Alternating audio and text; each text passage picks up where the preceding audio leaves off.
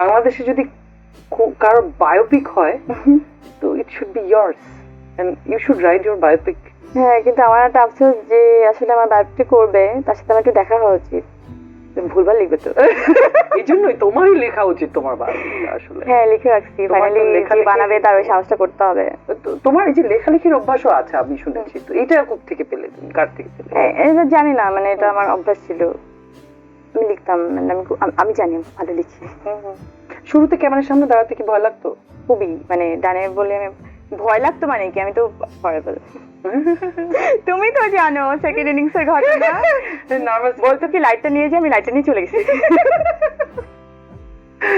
লাইটটা কাটিস না, লাইটটা নিয়ে যা। তো আমি ভাবলাম লাইটটা তো আমি কাটতে পারবো না, তো লাইট কিভাবে লাইটটা নিয়ে চলে যাবো, মানে আমি লাইট উঠায় নিয়ে চলে গেছি।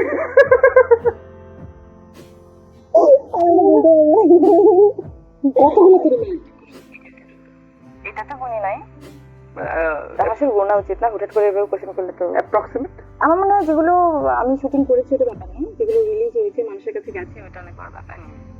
তো 2015 সাল থেকে যদি তুমি শুরু করো, সব থেকে হাইয়েস্ট সিনেমা রিলিজ হওয়ার পর থেকে মনে হয় 3 বছর ধরে আমারই ছিল।